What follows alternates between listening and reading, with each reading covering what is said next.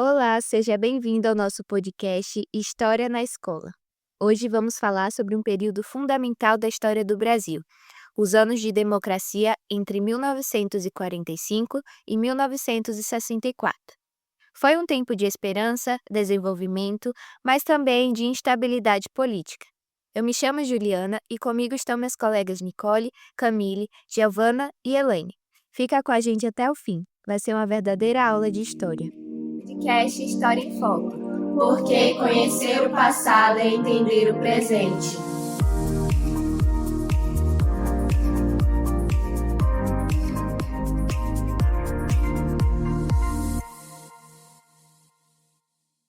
Bom, a história do Brasil republicano é de alternância entre regimes autoritários e períodos de democracia. Ela iniciou com o governo ditatorial de Deodoro da Fonseca, passou pelo período do voto do cabresto durante a República do Café com Leite e depois a população brasileira viu Getúlio Vargas permanecer por 15 anos no poder. Em 1945, iniciou um período democrático no Brasil, quando presidentes foram eleitos legitimamente por meio de eleições. Mas isso não quer dizer que não foi um período conturbado. As disputas políticas e ideológicas acabaram com o golpe civil-militar de 1964, que instaurou uma ditadura que só teria fim 21 anos depois. Bom, você deve estar se perguntando quais são os antecedentes do período democrático. E é no ano de 1945, quando a ditadura de Vargas, o Estado Novo, chega ao fim. A descentralização dos poderes vira palavra de protesto dos oposicionistas de Vargas, assim como o direito ao voto e a liberdade de expressão. Diante do sucesso da grande campanha da oposição por uma nova Constituição, o governo varguistas cede e encaminha-se de eleições diretas, assim como uma nova Assembleia Constituinte. Nesse momento, ocorre o retorno da organização civil em partidos, trazendo novas siglas para o jogo político. Na ala da direita, o principal partido representante é a União Democrática Nacional, a UDN. A UDN era caracterizada pelo alinhamento com os Estados Unidos no novo contexto de Guerra Fria e favorável à larga entrada de capital estrangeiro na economia. Os políticos do partido eram chamados de entreguistas por partidos mais à esquerda em relação ao UDN, como o PTB e o PSD, mas que ainda defendiam os grandes proprietários e empresários nacionais. O primeiro virou o Partido de Vargas, agarrando-se à consolidação das leis trabalhistas, CLT, e à tradição trabalhista. O segundo, também vinculado ao ex-presidente, elegia políticos aliados a Vargas em diversas regiões do país. Ambos defendiam a industrialização nacional sem ceder tanto espaço para o capital internacional. Havia também o retorno do PCB, que é o Partido Comunista Brasileiro, sendo o principal representante da ala da esquerda naquele período. A nova Constituição, que é a quinta da história brasileira, mantém a CLT e enfatiza a tripartição e independência dos três poderes. Além disso, assegura o voto secreto para homens e mulheres alfabetizados. Institui o mandato presidencial de 5 anos e sem reeleição, entre outras medidas. A partir de agora, iremos falar sobre cada um dos presidentes desse período e os seus feitos no país durante o mandato. Bom, o primeiro presidente eleito após o Estado Novo e que inaugurou o período democrático foi Marechal Eurico Gaspar Dutra, pelo PSD, ainda com mandato de 6 anos, de acordo com a Constituição de 1937. Dutra governou de 1946 a 1951.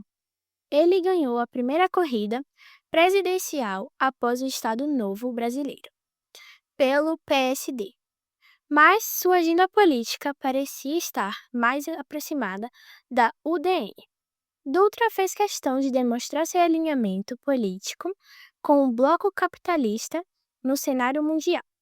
Exemplos disso foram a ruptura de laços diplomáticos com a URSS, o que não ocorreu nem mesmo durante a ditadura de segurança nacional. e a proibição da atuação do PCD. Dutra tinha um plano desenvolvimentalista para o Brasil, isto é, para dar continuidade à industrialização do país. Sua ideia era obter empréstimos internacionais com o governo estadunidense para desenvolver a economia brasileira. Contudo, seu plano não deu certo, pois os Estados Unidos estavam muito mais preocupados em conter um possível avanço comunista na Europa Ocidental, por meio do Plano Marshall, do que atender o já aliado governo brasileiro. O capital estrangeiro entra, mas o desenvolvimento não vem. Nessa época, o Brasil viveu uma alta inflação com a inundação de produtos importados. Com tal desilusão, Dutra promove a criação do Plano Salter, que previa investimentos em áreas estratégicas, como saúde, alimentos, transportes e energia. Porém, com os recursos governamentais em escassez, o plano não conseguiu ser plenamente aplicado. O próximo presidente que assumiu a presidência do país foi Getúlio Vargas, que governou de 1951 a 1954. Após a experiência do governo Dutra, retornam às eleições diretas. E mais uma vez, Vargas chega à presidência, desta vez por meios democráticos. Sua eleição, diferentemente do antecessor, é vencida com larga vantagem. Essa situação é atribuída ao culto popular de sua imagem e pelos direitos trabalhistas assegurados. Porém, o cenário internacional não é mais o mesmo, e Vargas precisa lidar com o espaço de direito da oposição interna.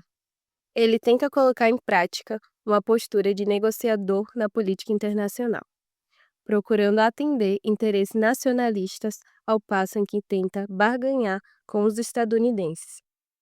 É nesse período também que surgiu a campanha O Petróleo é Nosso, que culminou na criação da Petrobras. Contudo, o governo estadunidense não apreciou essa postura nacionalista, principalmente vindo de um presidente tão negociador, e passa a fazer pressão contra o governo brasileiro. Internamente, Vargas também viu dificuldade em lidar com as críticas da oposição. Um exemplo disso foi o episódio conhecido como Crime da Rua Toneleiro, em que Carlos Lacerda, da UND, sofreu um atentado contra sua vida. Lacerda escapou sem ferimentos fatais, diferente do major Rubens Vaz, que o acompanhava. Rapidamente, ligou-se o atentado da Gregório Fortunato, chefe de segurança de Vargas. A pressão foi tamanha que Vargas acabou cometendo suicídio com um tiro no peito, deixando uma carta-testamento afirmando, dentre outras coisas, que saía da vida para entrar na história. Agora vamos falar dos anos 1954 a 1956, governados consecutivamente por Café Filho, Carlos Luiz e Nereu Ramos, sucedendo Vargas após sua morte. O vice-Café Filho do PSP aproximou-se de ideias liberais, mas teve certa dificuldade em executá-los, devido à influência do seu antecessor. Em novembro de 1955, ele se afastou do cargo por questões de saúde, sendo substituído por Carlos Luiz, da UDN. Luiz acabou deposto com 3 dias de governo, após se opor ao Marechal Henrique Lort, defensor da candidatura de Juscelino Kubitschek, pelo PSD. Com isso, o Senado catarinense, Nereu Ramos, assumiu a presidência até a posse de JK, o que durou um pouco mais de 2 meses. Em 1956, Juscelino Kubitschek começa a governar um mandato que durou até 1961, tendo sua posse garantida, entre as coisas, pela atuação de Marechal Henrique Lort. JK colocou em prática sua agenda política desenvolvimentista. Entre as principais características de seu projeto estava a atração de capitais estrangeiros, principalmente europeus. O slogan do seu projeto político-econômico era 50 anos em 5, afirmando que este seria o grau de desenvolvimento do seu governo pretendia atingir. Juscelino investiu na construção de hidrelétricas, Furnas e Três Marias, na extração de petróleo. na expansão da malha rodoviária e na ampliação de oferta de veículos de empresas estrangeiras. O feito mais memorável do seu governo talvez seja a construção de Brasília, enquanto capital federal. Antes localizada na cidade do Rio de Janeiro, entende-se que o principal objetivo com essa manobra era expandir o desenvolvimento econômico que estava restrito ao litoral e aproximar-se de todas as regiões do país. Apesar de defender o nacional desenvolvimentismo, industrialização nacional por meio do Estado, em parceria com a iniciativa privada, o seu governo não foi sinônimo de sucesso. O saldo final foi o aumento da inflação, aumento da desigualdade com estagnação de salários, ampliação da dívida externa e aumento da população urbana com o êxodo rural. 1961 foi o ano em que Jânio Quadros governou. Ele se elegeu tendo uma vassoura como símbolo para varrer a corrupção do país. É apenas com Jânio Quadros que a UDN consegue eleger um presidente brasileiro. Porém, ele acabou não atuando da forma que o partido esperava em muitos aspectos. O governo de Jânio durou cerca de 6 meses, mas foi marcado por muitas polêmicas. Sua campanha pautava-se no combate à corrupção, o crime de qual JK foi muito acusado pelos opositores. Jânio demonstrou-se um conservador nos costumes, proibindo biquínis em desfiles de moda e restringindo a prática de apostas. Ao mesmo tempo, demonstrou-se aberto a negociações internacionais, dialogando tanto com nações socialistas como membros do bloco capitalista. Essa era a política extrema independente, que estabelecia alianças com nações que pudessem contribuir para o desenvolvimento brasileiro. Tantas controvérsias fomentaram críticas de diversas direções, inclusive de seu próprio partido. Em agosto de 1961, Jânio renunciou à presidência, deixando uma carta onde citava a pressão sofrida pelos opositores. Quando Jânio renunciou, o país passa a ser governado por João Goulart, que permanece no mandato até 1964. O último presidente desse período democrático, João Goulart, já era conhecido na política brasileira, antes de ocupar a cadeira de presidente da República. Conterrâneo de Getúlio Vargas, também foi ministro do Trabalho do ex-presidente, onde ficou conhecido principalmente por propor o aumento de 100% do salário mínimo no ano de 1954. Jango, seu apelido, era filiado ao PTB e, como era vice de Jânio Quadros, acabou o substituindo. É importante lembrar que a Constituição de 1946 estipulava candidaturas separadas para os cargos de presidente e de vice. De cara, sua posse foi contestada pelos oposicionistas, principalmente da UDN, apesar de estar dentro da legalidade. Militares, sob a influência da doutrina estadunidense de segurança nacional, propuseram o veto de sua posse, porém foram contestados por líderes e grupos legalistas, como foi o caso de Leonel Brizola, governador do Rio Grande do Sul. O meio termo encontrado nessa disputa foi a instalação de um sistema parlamentarista no qual Jango dividiria o governo com o primeiro-ministro indicado pelo Congresso. Tancredo Neves foi um nome escolhido, mas o sistema parlamentarista não durou muito devido ao estranhamento provocado pela mudança. Em 1963, através de um plebiscito, o Brasil retornou ao presidencialismo com Jango no poder. Acusado de ser comunista pela ala da direita, já que durante a renúncia de Jânio estiveram em viagem à China. Por tentar dialogar com organizações de esquerda, João Goulart teve dificuldades em governar.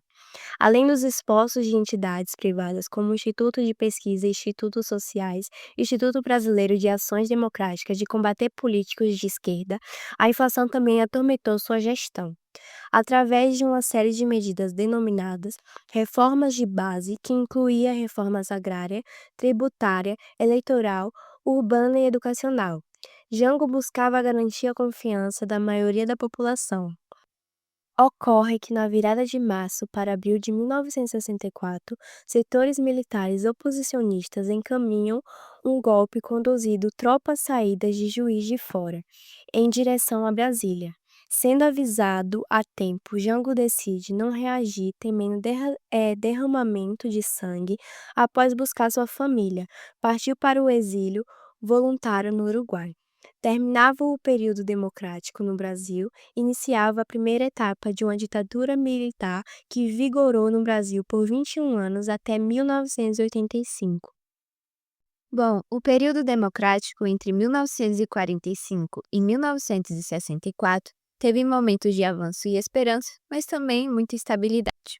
Esse foi um tempo de construção política que terminou abruptamente com um golpe militar.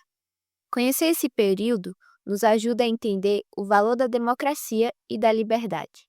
Obrigada por nos acompanhar até aqui e lembre-se, história não é só passado, é também uma forma de pensar o futuro.